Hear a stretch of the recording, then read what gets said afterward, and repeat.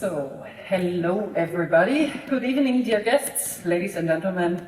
It's a pleasure to have you here. Welcome to our great series, Today's Global Leaders. My name is Astrid Frohloff. I'm a politics journalist and a TV moderator, and once again I have the pleasure to lead you through the evening. So today I'm looking very much forward to an outstanding guest. We are very happy that Stefan Grosch is joining us. He's member of the Board of Management at Bosch, the world's largest automotive supplier. As you know, for decades Bosch embodied German engineering excellence, set standards. Now it's driving a profound transformation towards software, AI, data analytics. So we are excited to learn what this shift means for a company as Bosch. How does this reshape maybe the identity and the mindset of its employees, and what strategy is Bosch actually setting up?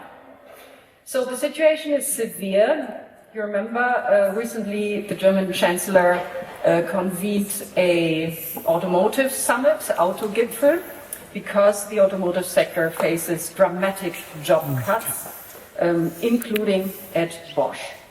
So how does Stefan Grosch assess the situation? He is Director of Industrial Relations, responsible for human resources and social welfare. So we're very grateful that ESMT is hosting again this inspiring event series, and I'm looking very much forward to hand over the mic now to Matthias Koch. He is COO and CFO at ESMT. Welcome, Mr. Koch.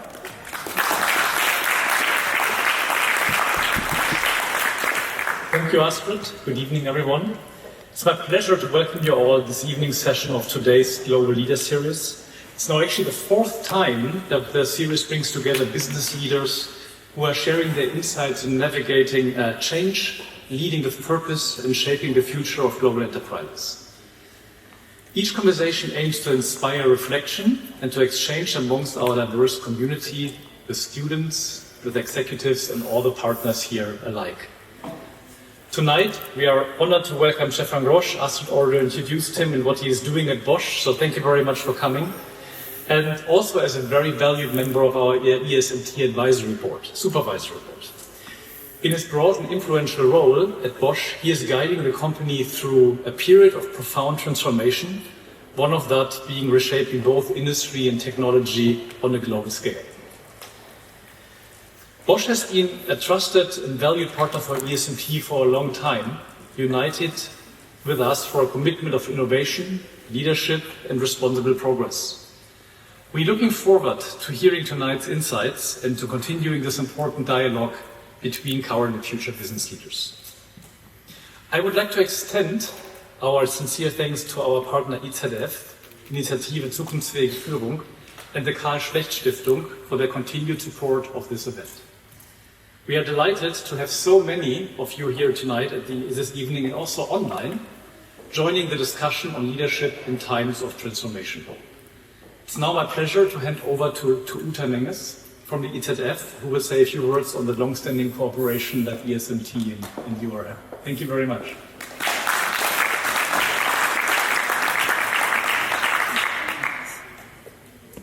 Yeah, warm welcome also from my side. I am representing IZF, Initiative Zukunftsfähige Führung today. And we are very happy about this long-term cooperation and looking forward to many more sessions to come next year. So we work together with three partners, ESMT, IZF and Karl Schlecht Foundation, you already mentioned. And I think it's a very successful series we have here with many famous and very interesting speakers from global companies. And this session fosters one of our aims we have at Initiative Zukunftsfähige Führung. The aim is to provide a platform for dialogue, for exchange, for new inspiration from leaders, to hear about their leadership philosophy, to hear about their struggles, to hear about how they overcome obstacles, to hear about their mindset concerning leadership. And so it's my great pleasure to welcome today Stefan Grosch from Bosch, and I wish you a very interesting evening.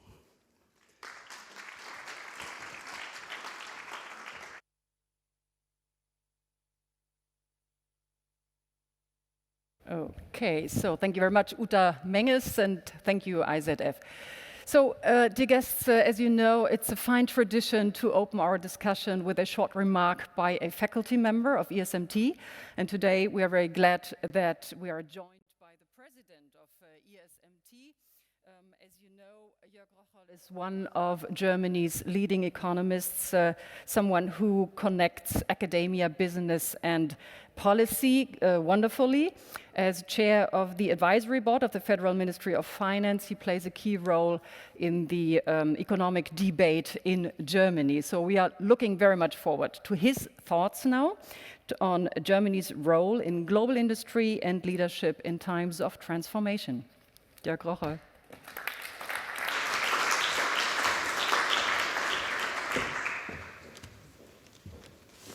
Yeah, thank you very much, Astrid, for the warm welcome. Thank you very much for being with us in particular. Thank you very much, Mr. Grosch, for being with us as a distinguished speaker tonight.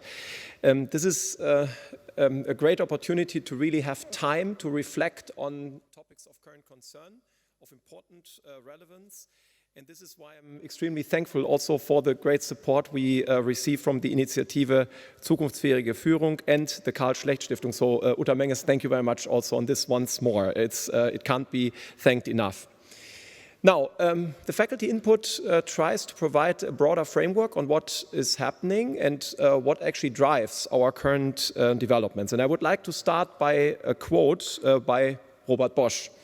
Robert Bosch said, "Advances in the development of technology, in the fullest sense of the word, serve to provide the greatest services to humanity."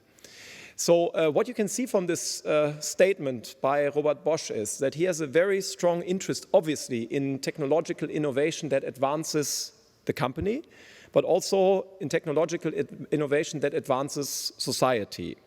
So in that sense, you could say it goes to the benefit of the people working for the company, but also beyond to societal need. It is, you could say, a very humanistic way of thinking about innovation, a bridge between industrial, technological progress and social responsibility. And I think it's very obvious, it's very evident that Bosch has, as a company, has demonstrated this legacy throughout its rich history. So really to deliver innovation, to validate exactly the founding ethos that Robert Bosch had.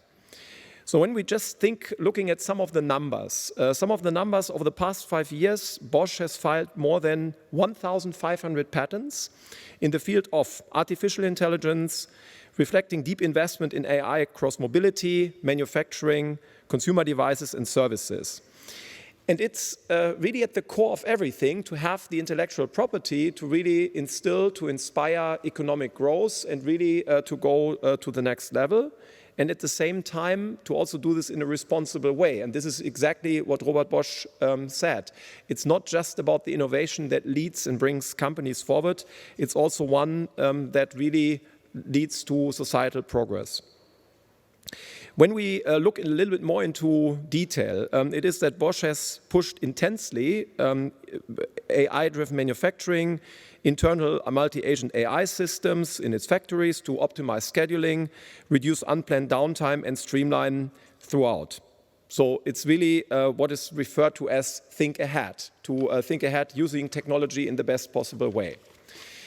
Now, at the same time, and this is what we've already heard, what Astrid already referred to, Germany, Europe has significant challenges at this point of time. When we look just at the Draghi report, we see that Germany, US were at very similar stages just 20 years ago. The economic recovery from the global financial crisis went much faster, much more sustainable in the United States than in Germany. Germany now has had 2 years of recession and this year still struggling to avoid a third year of recession, meaning that it would it is for the first time in 20 years that Germany has 2 years of a recession in a row. And it would be the first time since World War II to have actually 3 years in a recession in a row. So it is a fundamental challenge that we face. And now obviously there's a lot of hope on the government stimulus package, so the 500 billion that are going to be spent. But let's also keep in mind that this is stimulus. It can't overcome the lack of structural changes. It can't overcome the lack of also of innovation that is needed. So therefore, coming back to Robert Bosch, it's even more important that we strengthen the innovation part, that we strengthen what is needed to really lead to a technological progress. In that sense, when we think of figures, leading figures such as Robert Bosch, or think of others like Gottlieb Daimler, Karl Benz, Werner von Siemens, and you probably could think of many more, they actually really embody what we now call pure disruption. So what really they embodied was a full new way of thinking about processes, productions, products, and bring them forward. And in a sense, you could say they embody exactly what we've seen also in the most recent Nobel Prizes. So the 2025 Nobel Prizes went to 3 economists, historical economists, Joel Mokyr, Philippe Aghion, and Peter Howitt. And what actually is really at the core of the reason why they won the Nobel Prize is that technological progress is the most transformative force in human history. So that we actually have a positive view of thinking about technological progress. In a sense, you could say what I started with the statement by Robert Bosch to be exemplified and to be seen, you could say, in a more academically proven way by the 3 Nobel Prize winners. What we know is that Josef Schumpeter created, almost 100 years ago, created this famous phrasing of creative destruction. So that new technologies, new innovation destroys something, but doesn't simply destroy it for the purpose of destroying, but rather to find something better. So something that actually replaces the old. So that at the same time, the economy goes to a new level, to a better level, to a more advanced level by exactly having this level of disruption. And the key message, and I think this is a very positive, a very asserting message that came out of the Nobel Prize winners, don't fear progress. Progress is a very important part that we need to embrace in order to move forward. And at the same time, it's also clear that we need to discuss progress and the technological breaks in a very, you could say, rational discourse, in an open and very, say, structured dialogue. And you could say that's exactly the example why we have this dialogue here, so that we really can discuss this. But that, in the end, we also embrace in a positive way what new technologies can bring, how innovation in friendly environments ensure that we have progress overall. And this is a progress that Robert Bosch referred to. So in that sense, looking at Germany, looking at Europe more broadly, it's not that we are lacking the ideas. We have enough research. We have groundbreaking research. We have the right talent. We also have the capital. But maybe we also need just the cultural conviction that we can make it work, that we can bring together these different parts, the best and the brightest minds, the best and the brightest technologies, and the capital that really brings all this forward. And this means to think and go beyond what we currently see, bureaucracy and other parts that really hinder this type of development.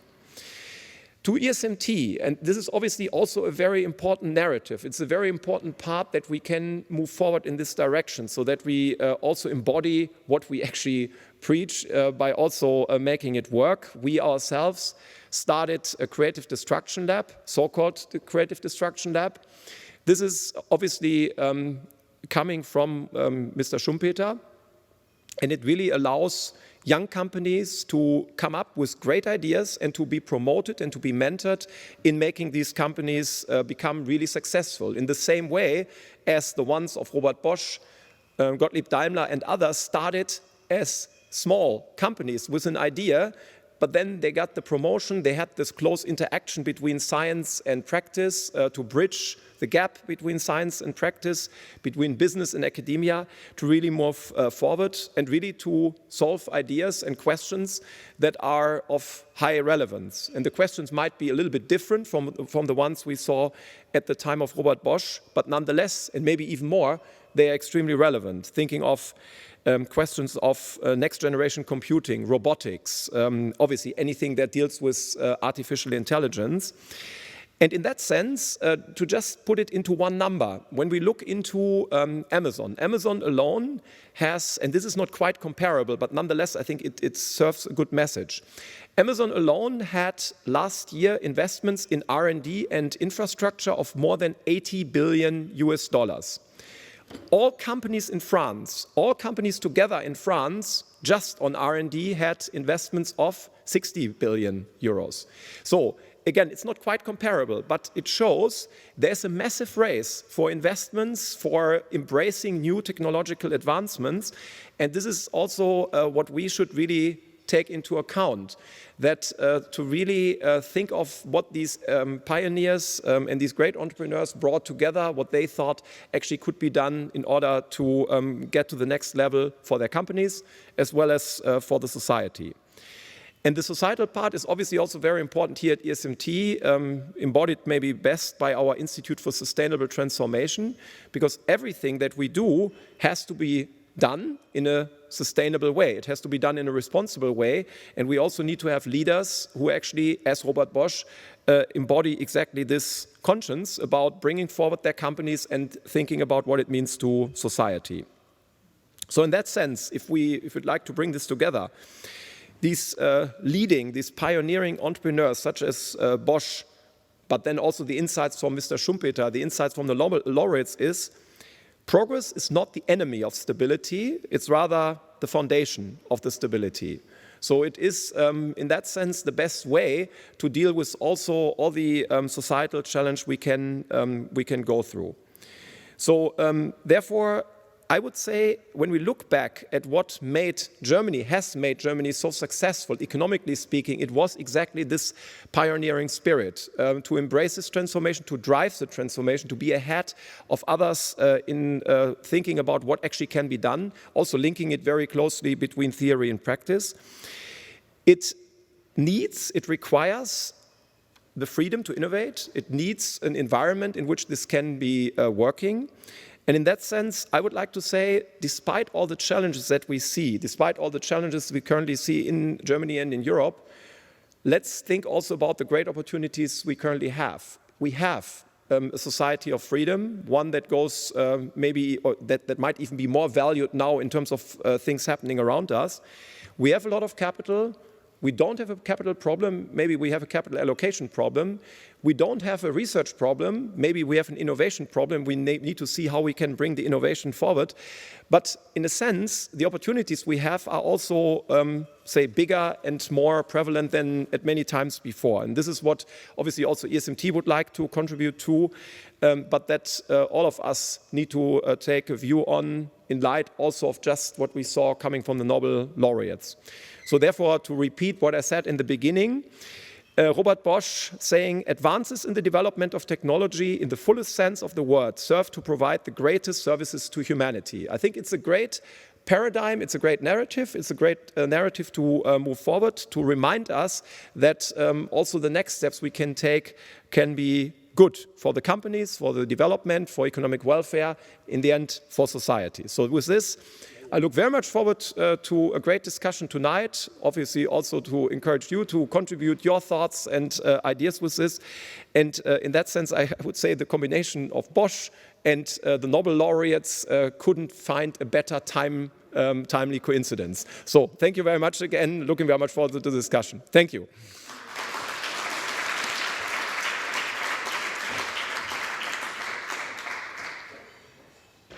Thank you so much, Jörg Rocholl. That was indeed a brilliant analysis and a good analogy. So how is this topic or these topics been seen by one of the heads of the biggest automotive supplier of the world? We are welcoming now Stefan Grosch. Please come on stage and join me here.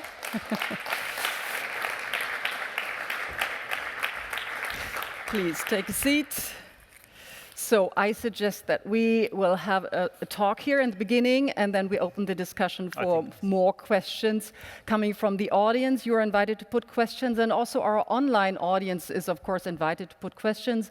And just a short remark for those of you who are visiting us through YouTube, there is a link below the window which leads you to the question field where you can put questions.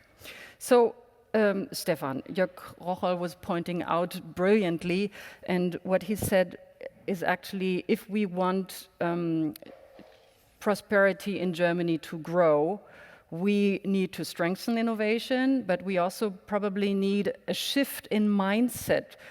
We need more entrepreneurship, more courage, more disruption.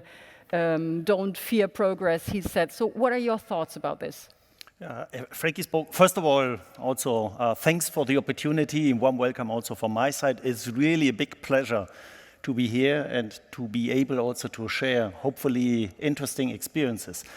So I like this introduction really a lot because this has a lot to do with our reality in the company. I personally, I like to use the typical phrases of pattern changes, guts to move forward. And this is exactly what we need, in particular in Germany, but also in Europe, because when you open every morning the newspaper or you're listening to the news, everything seems to be negative. And this is not the right fundament really to move forward. Therefore, I liked the introduction really a lot. Mm-hmm. Well, if we look at your company now specifically, Bosch is, as many other companies, not only in the automotive industry, but everywhere in the industry, under big pressure now. But specifically, the automotive industry is in a big crisis due to shift to e-mobility, global competition as well, especially from China, as we all know. So what are the biggest challenges currently in your company, and how are you facing them? What's your, I wouldn't say strategy, this is a evening filling topic, but what is your approach towards this very difficult situation? Mm-hmm. First of all, if you permit, I will not talk about a crisis. Mm-hmm. Because a crisis is usually something, it starts, and then at the beginning already we think about when it ends. What we are perceiving in the automotive industry is not a crisis, it's a fundamental change. And I give you only one indication for that. Actually, the worldwide vehicle production is in the range of 91 million vehicles per year. And this volume is flat. It's not going down significantly, it's also not growing significantly, it's just flat. And therefore, from my point of view, it starts with the thinking we are not in a crisis, we have to manage a fundamental change. Mm-hmm. And this is already a different opening for your question. And now comes the difficult part, how to manage it in our company. Actually, at Bosch, over the last decades, we are quite familiar with the situation of growth, significant growth, average 6 to 8% year on year. And average. Wow. And now we are facing a different situation, as markets are flat. So it starts with the people, mindset, cultural ability to find new solutions, to change patterns, what I used before. The second big challenge for us is we want to grow even though the markets are flat. So what we need are innovations. So we have to create a different environment for innovations.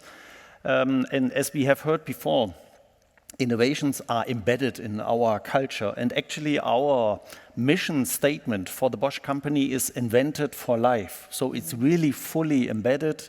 We are investing a lot in R&D, so in development expenses, investing a lot in CapEx and all these things. Nevertheless, we have to change also here patterns. It's not only technology anymore, this is new. It's also new business models, new approaches to the market. Here we see also significant changes.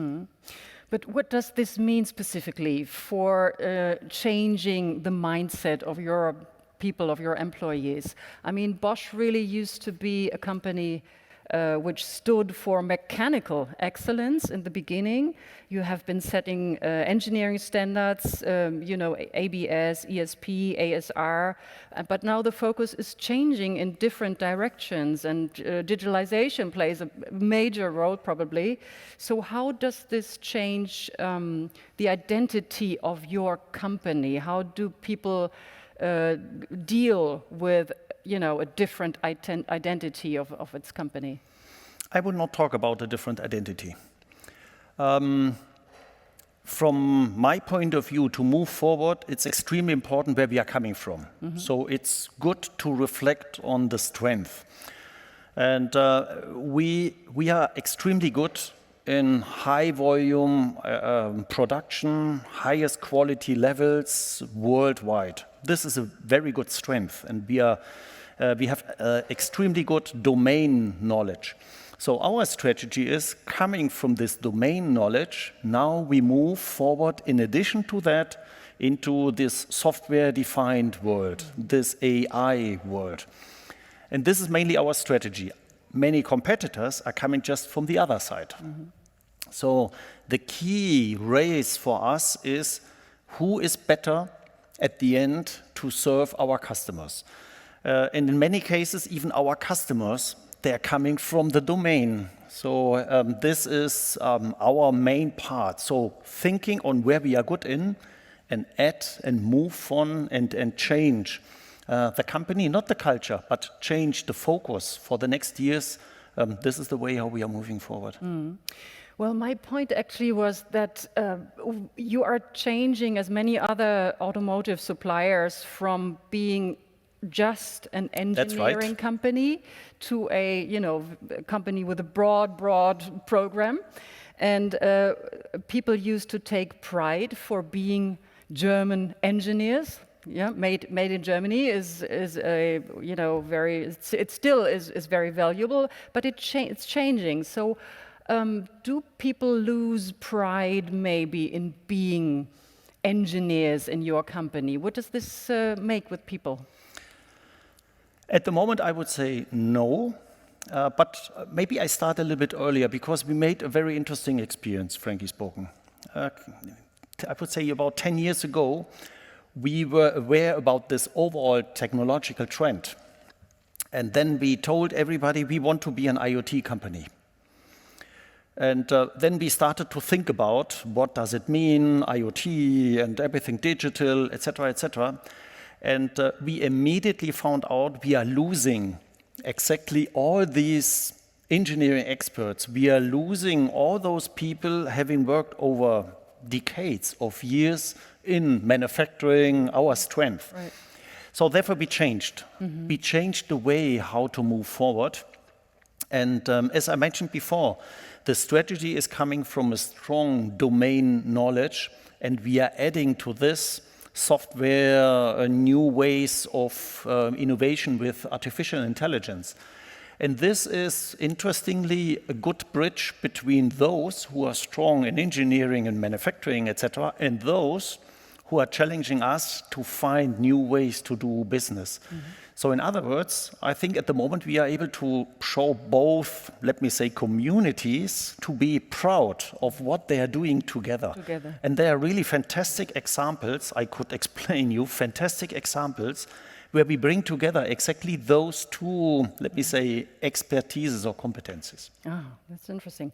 Well, before we continue talking about transformation in your company, I really would like to focus on something else, on your personal story with Bosch, because it's interesting.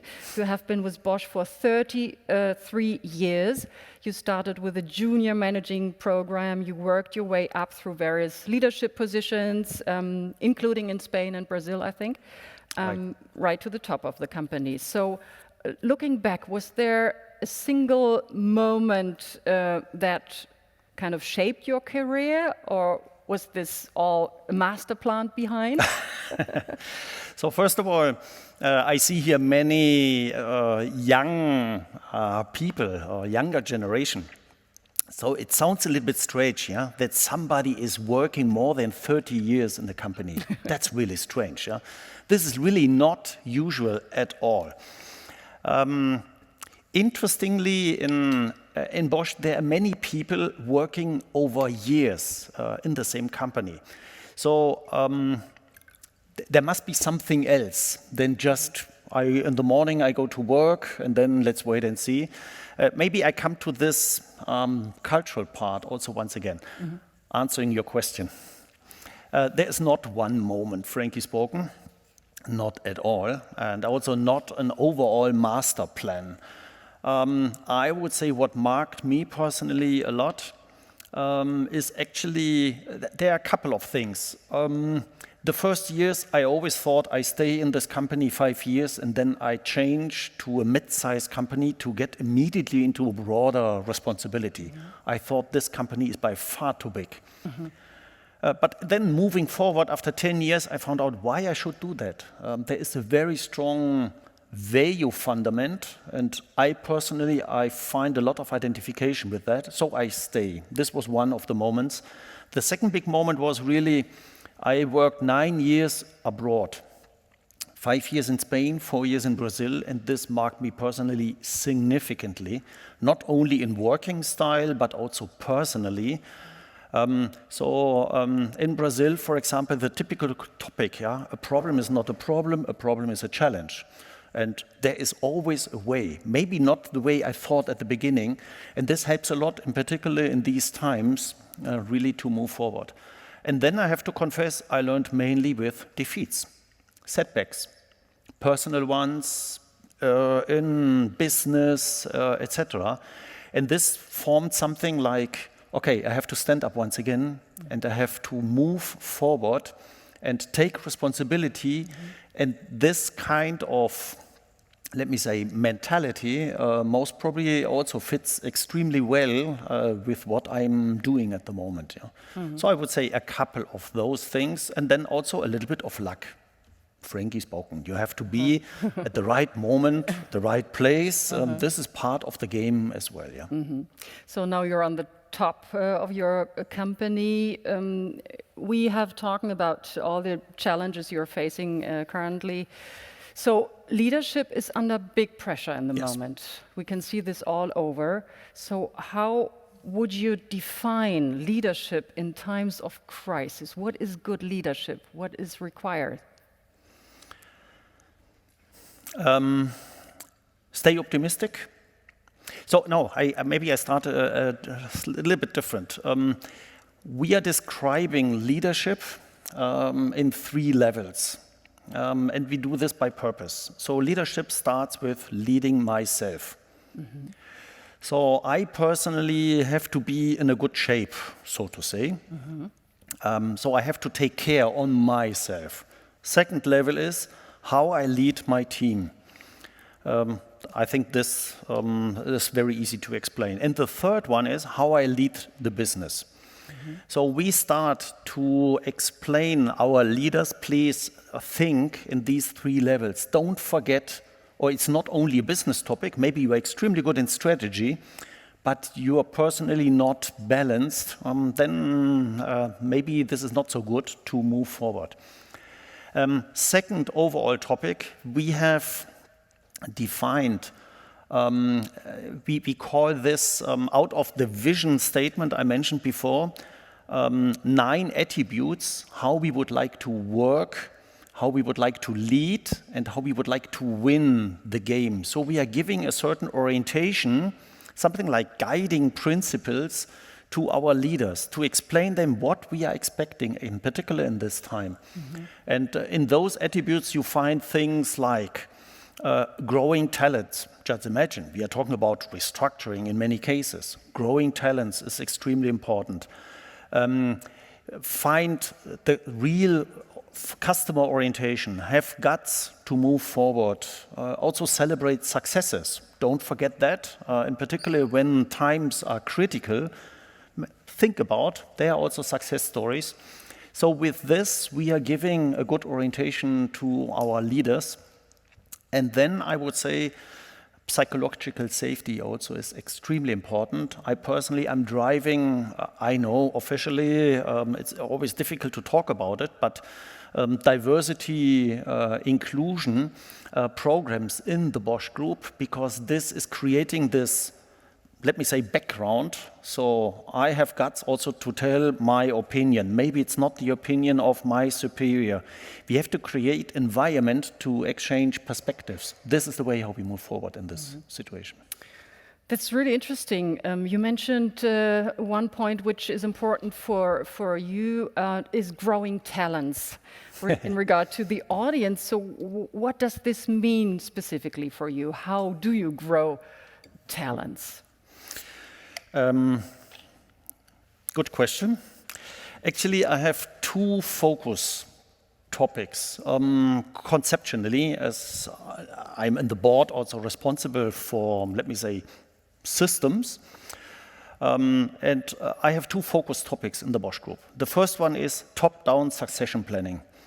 So coming from the top, who are the successors on the next level, and there also ensuring that we have diversity also in the successors, so men, female, different cultures, international, etc., etc. The second system part is bottom up. Talents from the bottom, so Bosch Group has a very strong talent management. Maybe I give you a very easy example. You mentioned before I started as a trainee in the Bosch Group. Yes, fine. But I take myself, in the last 5 years, I changed 3 times my task and positions. So obviously, it's something systematically established, and this is extremely important, really, to grow talents from the beginning, and also for leaders to have guts. And now comes my personal part, to say, here I have a talent, let's move forward. Try to find a way really to create a career. And I personally, I'm doing many team staffing talks, mentoring talks with young talents to find out, do we have the right persons, how to move forward, how to create the right path within a huge organization. Bosch Group has more than 440,000 associates. So how to find the right way in this huge and big company. You're responsible for human resources and social welfare, and you mentioned earlier how important it is for you to keep an eye on your personal health as leaders as well. Yeah, I mean, this is unusual, I must say, but it's really? so important, isn't it? But maybe you can tell from yourself, being, in this position where you are under big pressure, how do you deal with stress? How do you keep yourself in good health? And where do you find moments of, really calm down and find a balance? This is now getting very personal, but don't worry, okay. I share, no problem. So frankly spoken, and you will recognize, I have worked on it as well. Yeah. So it was not clear at the beginning. And it's not easy. And it's not easy. Right. There are, I would say, mainly 2 principles I have worked out. The first one is I plan my private life first and then business life. So the typical situation at home is, once I'm sitting with my wife, Saturday morning breakfast, and then we think about the next 6-7 months, and then she says, theater, Wednesday, I don't know when, 8 o'clock at night. We go or we don't go? And then I take a look. If it's possible, I say, we go. So on Monday, I go into the office and I say, take care. Wednesday, I go to the theater in 6 months. This is extremely good for me. Yeah. You may laugh, but it's extremely interesting. But because what happens is, I'm creating for myself the feeling I'm still owner of my, let me say, calendar and my personal life. Yeah. And the second thing is, I have really a very structured or daily structure. I start nearly every morning going out, doing sport nearly every morning. I have my topics when I work, when I don't work, etc. And this gives me a certain structure and orientation, and this helps a lot leading myself. And then, of course, I have a couple of hobbies, as everybody, and I also try to take time for those things. Well, thank you very much for sharing this. To get to know you a bit better even, would you Even mind more. to have a quick fire round? It's not too personal. Don't worry, Okay, so what would you say? Limousine or SUV? SUV, Golf or jogging? jogging, Cooking dinner or washing up? washing up, Oh, FC Bayern or Borussia Dortmund? FC Barcelona. Oh, la la, okay. And I tell you why, because I'm married with a Spanish wife, so I have no and chance you at have all. No chance, you have no chance, I see. And yeah, they're good players also. Bratwurst or tofu?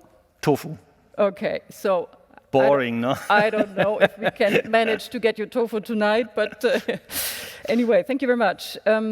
Well, let's talk about serious stuff now. Yeah, because, I mean, when everybody reads the news and the situation is bad in your industry, you are responsible for 417,000 employees worldwide? Actually, now we are a little bit more because we acquired a company last year, so 435,000, yes. Yeah, but you're undergoing major restructuring, and this includes also dramatic job cuts. And the number is actually quite dramatic, I think. It's around 22,000 positions in Germany alone last year and this year. So what is your perspective on this as being Arbeitsdirektor, the person who is in charge with human resources? Yeah. First of all, it's not easy to take those decisions. And in particular, in my role, I think it's extremely important also to get a good understanding what is the consequence of just taking a decision to dismiss thousands of people, because there are families behind. This has a strong impact in the company. Yeah, fear is coming up, concerns, so it's extremely important to balance that. On the other hand, and what you mentioned, these are the numbers in Germany. Only. So we are not restructuring, I don't like the word. We are shaping our structure. So we are shaping performance, and we are adapting to different technologies, different market demands. So it's not a restructuring itself. So shaping it sounds much better, and mindset-wise also it's much better. It's not a crisis, it's a fundamental change. And actually looking at it from this perspective, it's sometimes necessary to adapt structures to keep in a good shape for the rest of the business, yeah. And this is the way how also we take it. So we analyze it in depth. We try to take a look to different perspectives, but also we need the consequence to take decisions. And now comes the important part. Important also is how we implement this. So usually at Bosch, we have a very strong culture, and also the way how we reduce our headcount is a very, I would say, social-driven way. So usually it's not something in 3 weeks and then people are out and we don't care anymore. So we are setting up a lot of topics and things, try to find ideas how to move people from Bosch maybe to other areas in the company or maybe outside. This is the way how we are doing it. What is important is really that we need this consequence, in particular in these times, to find the right shape, to be prepared also for new businesses, and also to invest in the future. Yeah? How do you keep people motivated when many employees, I guess, are afraid that they might lose their job in the future eventually?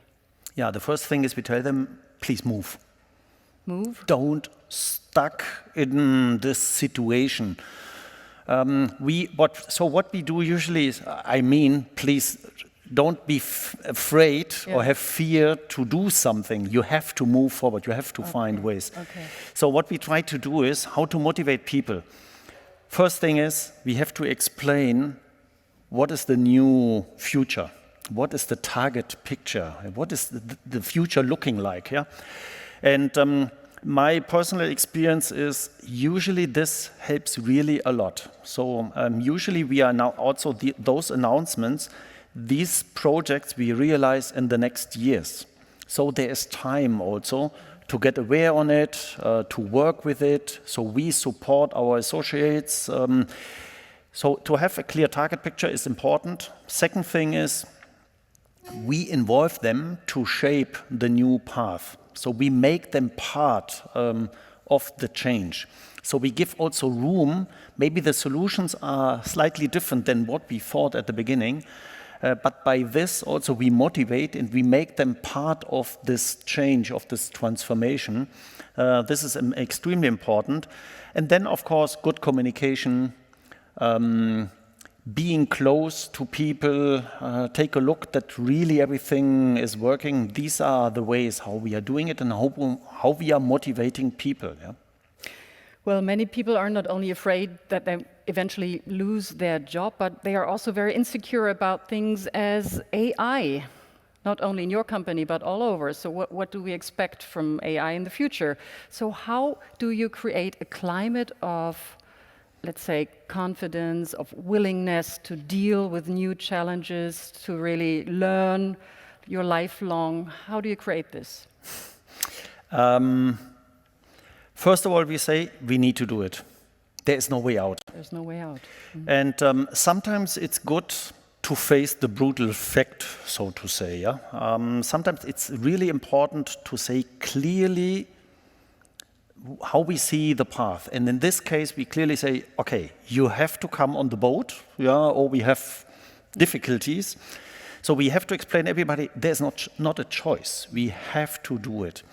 And within the company, we have defined two paths. No? One path is how we use AI internally in our processes to have much more productivity, be faster, better quality, things like that. And the second path is how we build AI, so how we create new products, new services. So this is the growth part we want to encourage in the way how we foster this in the organization. And then, of course, a lot of training, top-down for top leaders. You can easily imagine I'm not very AI-affine or digital-affine. Yeah? So nevertheless, I need also training to understand, first of all, that I'm not the expert. So I have to understand I need people, a team with experts, but also I have to understand maybe there are overall changes in the company and in the business model I have to identify and then able to work with. And the other way is bottom up, as many trainings as possible for everybody in the company, good practice sharing, etc. So making aware everybody, no way out, we have to do it, we have to find our ways. Mm-hmm. Interesting. I would like to focus a bit on how your business changed in the past. Bosch is now actually facing challenges on several fronts, not only on all. on all, actually, yeah. But it's also, there is a weakness in consumer spending. There are difficulties in machinery business, automotive industry we mentioned before. There is a slowdown in the heating market, which is also your market. So how is the company planning to steer through these difficult situations? And I would like to add something which I found interesting. CEO Stefan Hartung recently said that Bosch will develop products tailored to individual markets. He said there is no world car or world refrigerator. So what does this mean in specific? So maybe first of all, just to give you an idea, the Bosch Group, we are realizing more or less 90 billion euros of sales. So 60% is the mobility part, so the high portion, but 40%, as you mentioned, is either industrial products or consumer products. And yes, you are right. As a company, and this is really unique also for us, yeah? We are very diversified. Not many companies are so diversified as Bosch is. Also, we are not a stock exchange company, we are a limited company. So we have a couple of really strange things. So at the moment, we are facing a very interesting situation because the automotive business is flat. Construction business is flat. Machinery business is flat. Worldwide, we only have maybe one growth region, that's India, and the rest is mainly flat. And this is for us also a new situation, frankly spoken. You're right, this is something we have to digest also. So how we manage?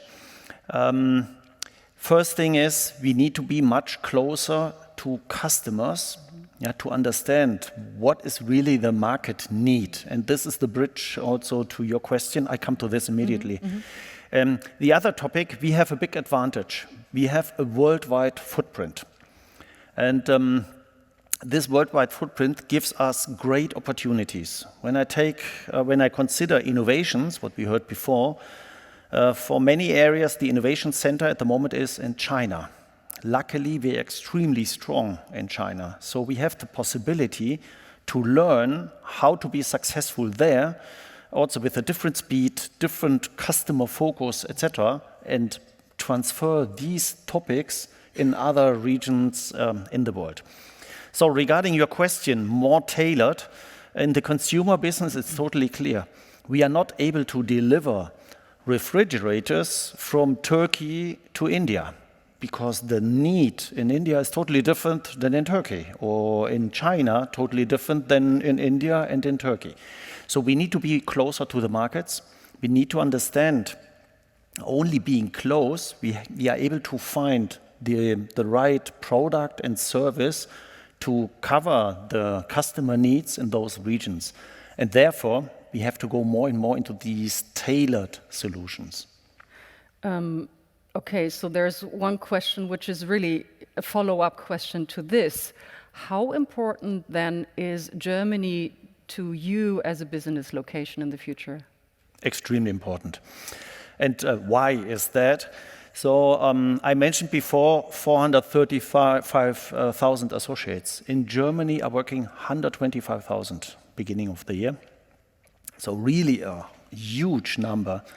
And actually, the fundament of many topics is still here in Germany. Therefore, we are using this expertise also to create innovations in other regions in the world. And maybe now I come with one example, really my favorite one. It's automotive and maybe also in other areas.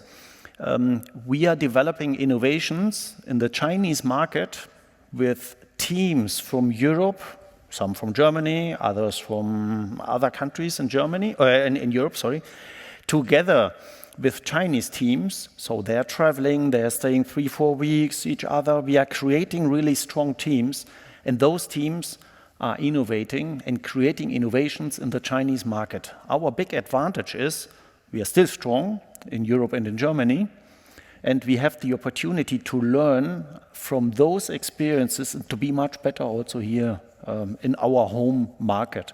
And this is the way how we manage that. You're not afraid to give your know-how away? We need to be faster, quicker. We need to find innovations because I would say protect everything is not possible. Of course, we try to protect as we usually do with IPs, etc. But I think the best strategy is really to create innovations on and make yourself necessary, to move forward with partners. Jörg Rocholl talked about innovation and how it's necessary that we are not afraid of, innovating and doing new things. So you mentioned, you gave some examples of how you do innovation in your company. So, but one major question in Germany is always, how do you implement innovations into the market? How do we really do the step from R&D into the market? This is really a good one, and also we as a company, couple of times we struggled this go-to-market. Yeah. We are a very technical-driven company, as we heard before. And when you are extremely technical-driven, you have good advantage. You are creating innovations, but we have to understand, we have to bring them into the market. So this go-to-market capability is of high importance. And even more when we think about these, so to say, tailored solutions, then it's even more important. We have, in the Bosch Group, we have a very strong innovation fundament still. We have a pre-research area. So even prior to our business development and innovations, and we have then in all the businesses, we have a clear innovation path, regularly we take a look to it. And the go-to-market part, in some countries it's working, sometimes it's not working. So when I take my example I mentioned before, here it's working. We're extremely successful in the market. But also we have a couple of examples where we have nice ideas and we are not able to bring it into the market because we underestimate the importance of how to get it to the customer and economic and with a good business case. Yeah. Yeah, I can imagine. I'm looking, the time is running fast, so I would like to put one question which is linked to current policy, actually, concerning your business, the automotive sector. German Chancellor Friedrich Merz made clear that he wants to give more flexibility to the automotive industry on the planned 2035 ban on combustion engines, Verbrennermotoren. So, and he tries to push for this in Brussels too. So this is good news for you, I guess, or what is actually needed? What kind of framework would you need as a big supplier for the automotive industry? So maybe it starts a little bit with the idea we wanted to introduce in Europe, mainly electric vehicles, right? This is the idea of this ban in 2035. When we take the current situation, I think it's totally clear not so many consumers are buying electric vehicles. Yeah? And also the infrastructure is still not in the shape to have, I don't know how many millions electric vehicles in the country. So it's quite obvious this is not working out at the moment. At the same time, we see severe competition from China with extremely good electric vehicles, extremely good, quite innovative, half price of what we see here in the markets, so extremely price competitive. And therefore, we say, okay, let's take a little bit flexibility. Overall, we are totally clear and sure we will see electric mobility, absolutely clear, in Europe and maybe a little bit later also in other regions in the world. But what we believe is really a good idea to give more flexibility also to the consumer, so that I am able to buy an electric vehicle, maybe with a range extender, so that I'm able to also drive easily longer distances. So the entrance in the electric mobility would be much easier. And we are delivering also ICE technology, which is extremely good for environment as well, because we are developing constantly those technologies. So in other words, flexibility also would help us because it gives a clear direction also to the consumer. At the moment, nobody knows what to buy. A combustion car or electric vehicle car, so everybody is a little bit concerned about this. So what we need is a clear direction. This is what we really need. The other topics we need is something like a local content definition for Europe. So geopolitically, we have a lot of tariffs at the moment. And we need to create a certain environment where we can move forward also as a company in Europe, as we do in China, India, or other regions in the world. So there are a couple of things. Maybe it's a good idea to think about new regenerative fuel technologies. So we have a couple of ideas. Frankly spoken, also because we are using them in other regions in the world. So it would be for us extremely easy also to implement and to do something positively for environment and offering flexibility to consumers. Mm-hmm. Green hydrogen is an interesting topic for you as well, right? It is, but there's not a big market. Yeah, we invested as a company, and this is also interesting regarding innovations. Many times you have to take a risk, and then you find out that maybe the market is still not there. So we invested a lot in hydrogen, but at the moment the market is in China. We invested in fuel cell, but at the moment the market is in China. Today or yesterday we had a nice announcement, first big manufacturing site of us in Bamberg, by the way. They are producing green hydrogen for our own use. So yes, we are doing, and also we are thinking to extend our business in this direction, also regarding sustainability, yes. Okay, so I would like to give you the opportunity to put questions. If you want to, just raise your hand. Okay, there is one hand up there. The microphone comes, so please go ahead. Could you introduce yourself briefly? I'm Alexander. I work in business intelligence and... Closer. Sorry? My name is Alexander. I work in the field of business intelligence. And thank you, of course, for your nice talk and a lot of interesting ideas which you presented today. My question is regarding technologies. Which other technologies, in addition to AI, you see as something which can disrupt your business in the following years? Sorry, other technologies such as AI, others than... Which other technologies in addition to AI? Like AI is one of them? In addition to AI. Mm-hmm. Thank you. Okay, thank you. Frankly spoken, I have to confess that the AI technology is a big one, a really big one. I mentioned before that we have two focus areas for AI, no? The use and the build part for new products, etc. And I think we still have a very long way in front of us. Other technologies, maybe in the compute area, of course, the technologies are moving forward. But I would say the most disruptive one we see at the moment most probably is really the AI part. This is one thing. And the other one is, and you mentioned that at the beginning a couple of times, software-defined vehicle, software-defined refrigerator, software-defined manufacturing process. This is another extremely disruptive change in the way how we do business in the future, because this goes far beyond AI. Yeah? Here we have to think about a totally different business model and business logic.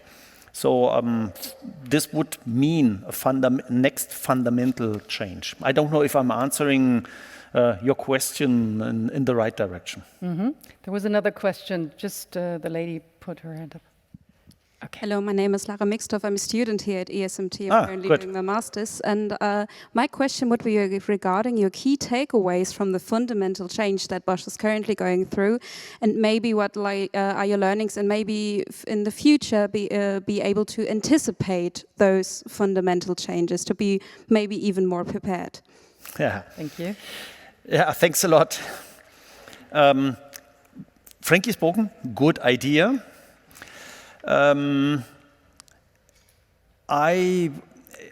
Of course, we try to do scenarios. Of course, we try to predict and everything. But I'm coming more and more to a different conclusion because so when you take the current situation, the complexity is really extremely high. Yeah, you have conflicts very close to our door, so to say, and also in other regions in the world. There are a lot of possible conflicts, take Taiwan, South Chinese Sea, but impacting maybe the entire value stream or supply chain. At the same time, you have geopolitical topics with tariffs. You have these technical changes.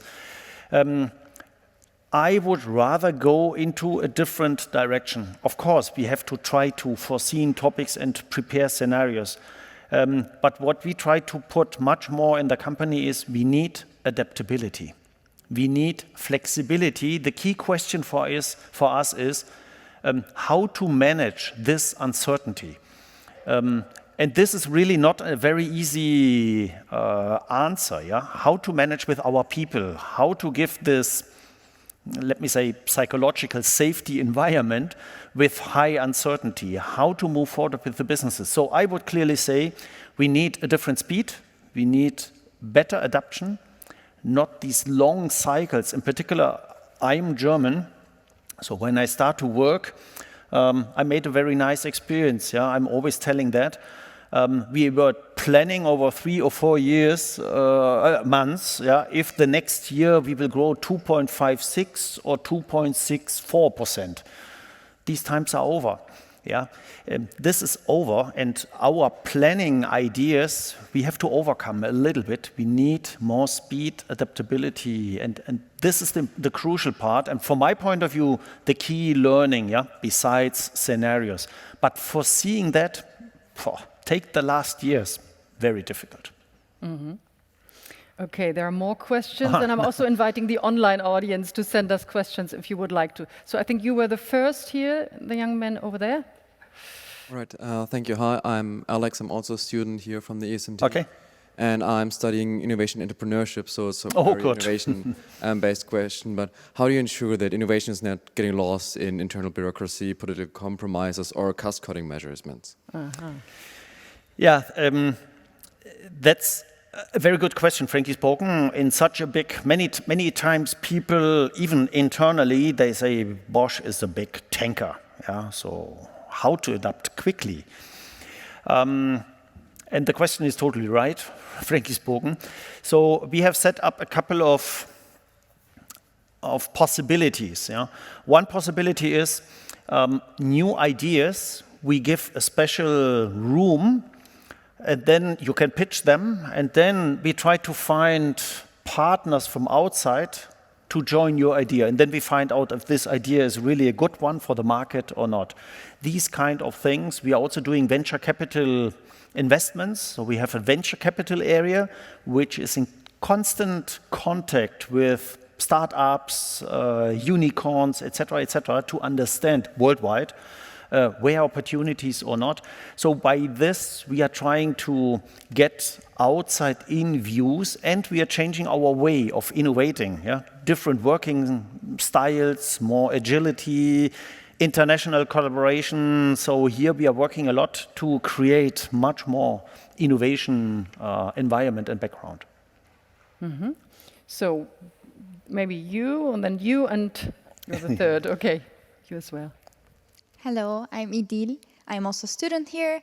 A quick question maybe like about, okay, AI is rising and then like entry-level job numbers going down, and like, okay, I'm wondering how our future work life will be, and what should we do to get ready except learning how to use AI. This is everybody says, but I'm wondering like how, like to be successful and to feel safe in our future business environments. What do you recommend to the new generation, let's say? Yeah, I understand your question totally. Yeah, and I think it's really a very good one. So the first message to you is we are not stopping hiring. We are not stopping hiring. Even though we have to adapt structures, this does not mean that we are not hiring anymore, because we need new competencies. Also, when you take Western Europe, for example, we have to think about demographic impacts over the next 5, 10, 15 years. So we have to think much more strategically, and therefore also we are hiring people. And also we are hiring people with certain competencies we need. For example, in the area of AI, I don't know what is your focus area, whatever, but we are also hiring, we are looking for young talents in the company because we want to go forward and we want to grow in a robust way, and therefore strategically, and even my task is, and you asked me for the talent management part, yeah? So we have to do both. We have to forget this world, either or. It's and. This is one of those ends. Yeah? We have to adapt structure, we have to shape our performance, and at the same time, we have to look for talents, right competencies for the future. Okay. So would you pass the mic? And while you put the question, I would need some assistance. Martina, could you please come? I messed up something here with the tablet. But please put your question. Hello. So I am Anusha Davar and I am second year master student in analytics and artificial intelligence. And my question is, what are the leadership traits according to you and like your experience? What do you say that are most critical for the next generation of global leaders? And what are the qualities that we should start focusing now? Like you said, we should first of all focus on ourselves, then team and etc. But what are the qualities we should start focusing now? Okay. Good question. Thank you very much. I would say being able to work with uncertainty is one of the very important topics. I would say communication skill, team skill, collaboration skills are extremely important. The willingness to learn constantly. I started to learn at university and then I started to work and that's it, more or less. This is not anymore the new reality. So willingness to learn, willingness to grow is extremely important. And I think a positive mindset, yeah, what we need really, in particular in this situation. There have been some fingers up there. I think you in the second row, then you. Yeah, Stefan, I raise a little bit the average age here. Don't worry, I'm with you and even... I don't have the same length and experience in the automotive industry, but I worked in the automotive industry, and there's one thing what really bugs me. Yeah, before I joined the automotive industry, I made a PhD in a program which was called Kompetenzerhalt Kerntechnik. Funny thing, yeah, right? Competency, keeping the competency in nuclear energy. Yeah, and then for obvious reasons, Germany gave up those competencies. Yes. So when we are now looking on the industry, a lot of people are leaving the industry.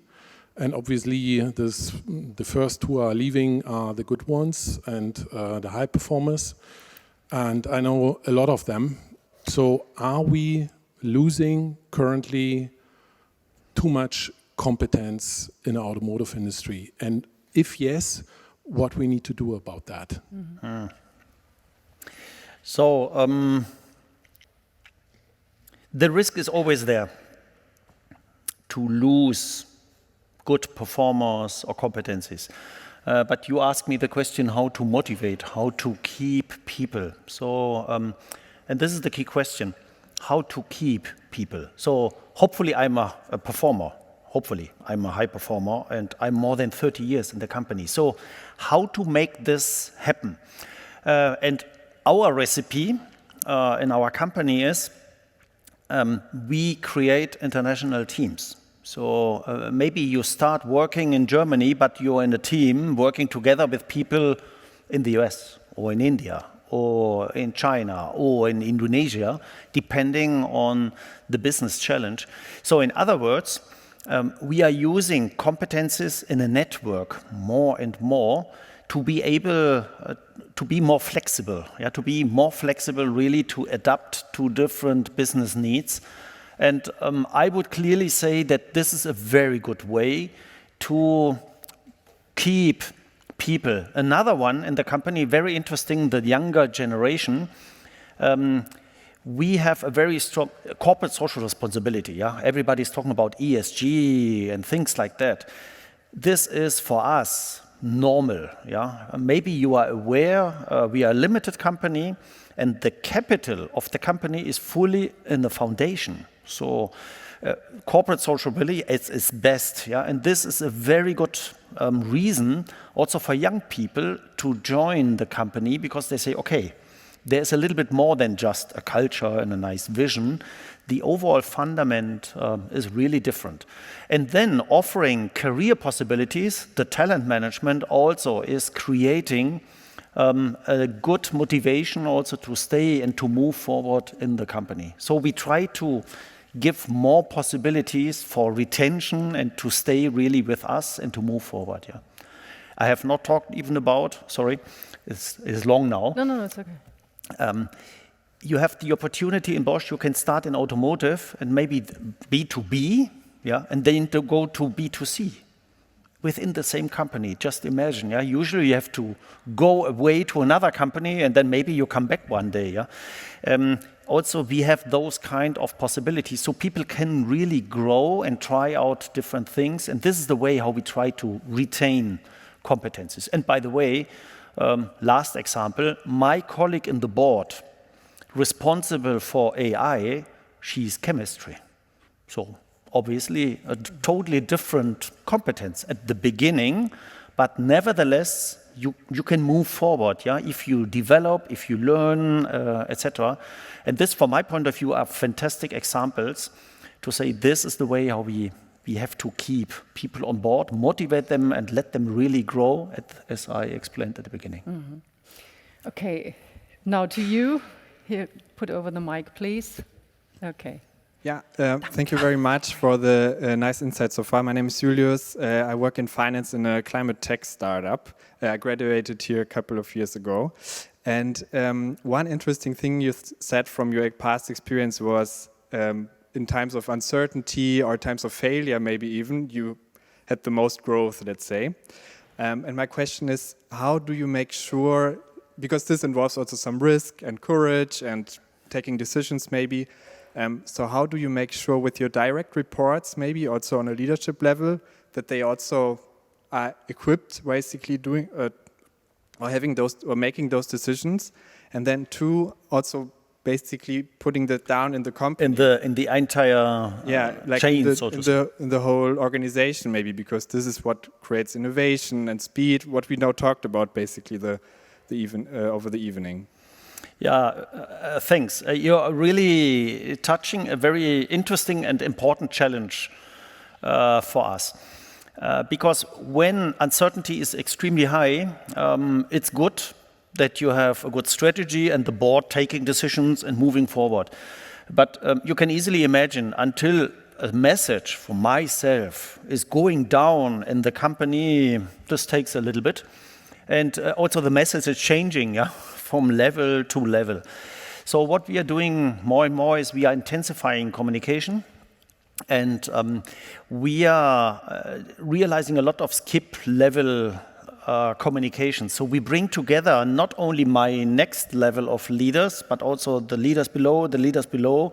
So this gives us the possibility to send the messages directly and also with different context, and this helps a lot.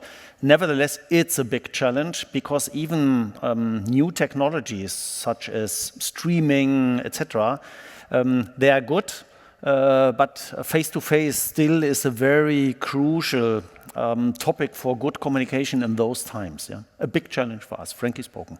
Yeah, thanks for the question.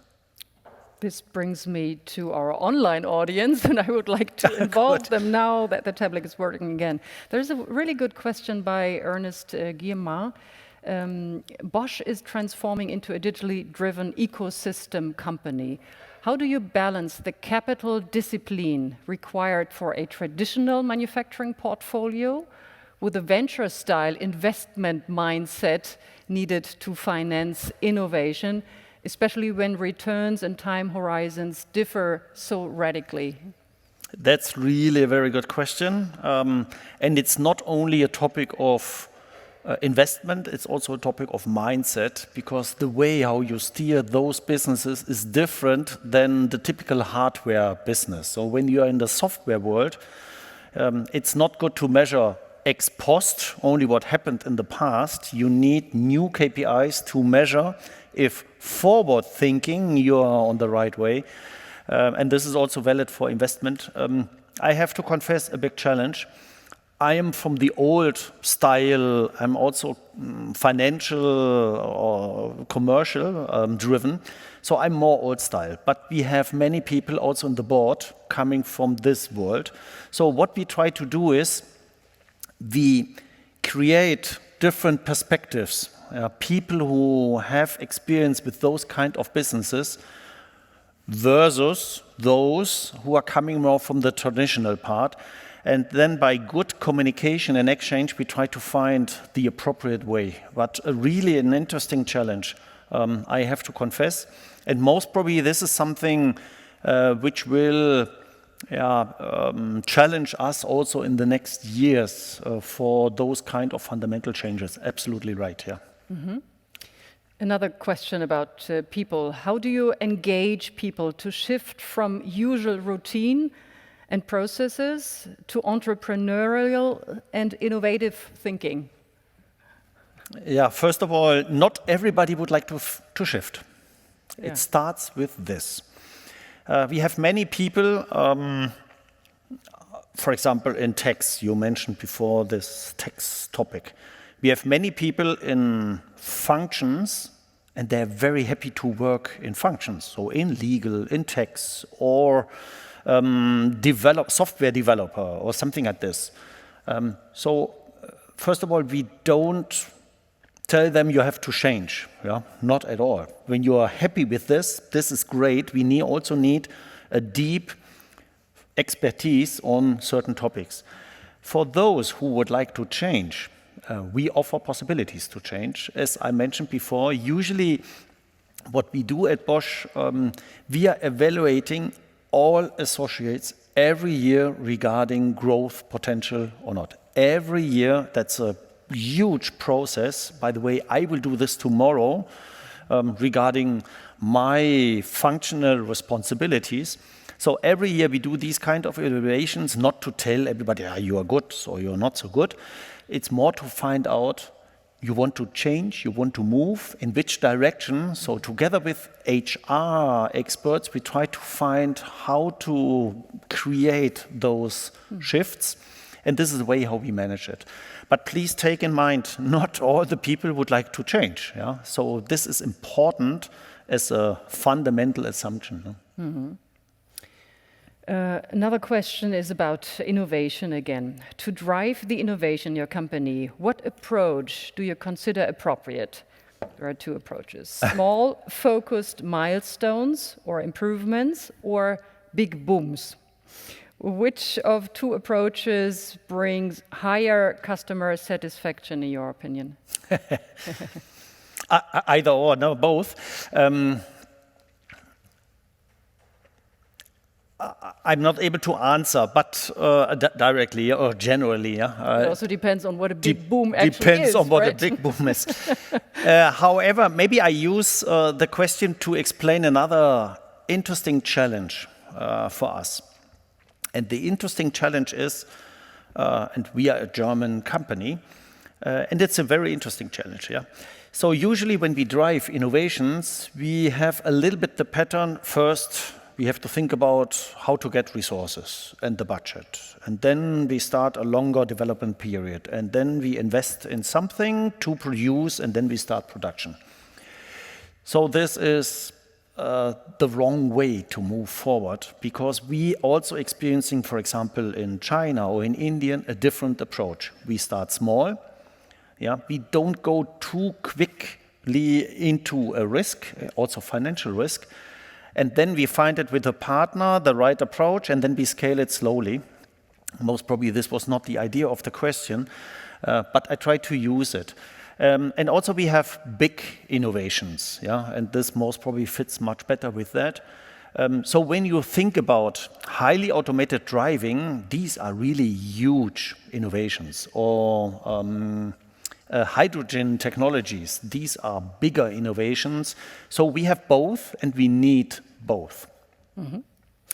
So in regard to the time which is running, I have one last question for you, and I put this question very often to our guests here as a last question. And this is referring, of course, to the many young high potentials we have in the audience today. So what advice would you give to aspiring young leaders as they shape their careers? What should they keep in mind when they consider next steps in their career? First of all, stay positive, even in those times. Yeah, I'm picking up a little bit what you mentioned before. This is extremely important. I know that the economical environment, and this is not only Bosch, overall the environment is quite challenging.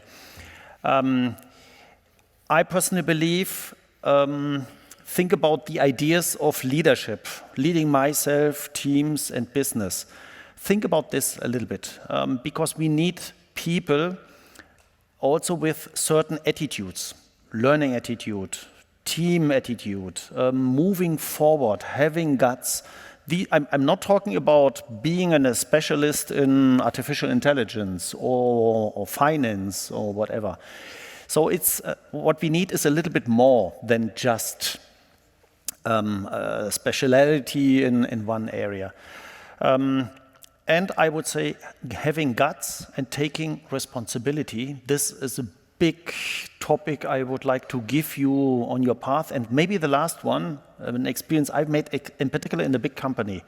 Try to find mentors or buddies who can give you an orientation to move forward quickly, to not get lost in a big organization. And then go ahead and enjoy and have fun also working. That's the best fundament. And hopefully you are recognizing I still have a lot of fun. And this gives me personally energy looking to myself as well. Well, those were strong advices and a wonderful last word. Thank you so much for your openness, for your kindness, for your sharing your thoughts with us tonight. You're welcome. Thank you very much. Stefan Grosch. Thank you. Thank you very much. Thank you very much. So, can you sit down? Alles klar.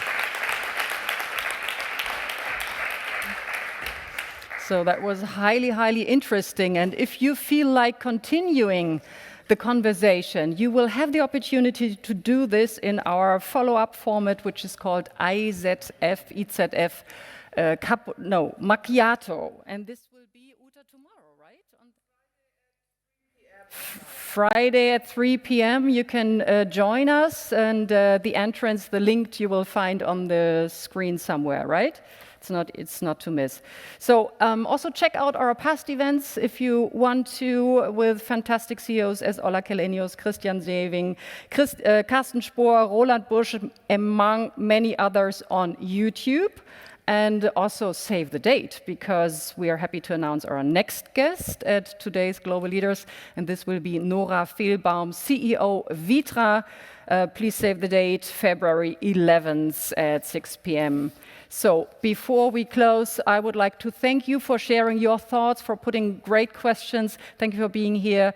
And I would like to invite you for a little get-together if you want to. There are cool drinks in the floor just below. So thank you very much. Have a nice evening and see you again.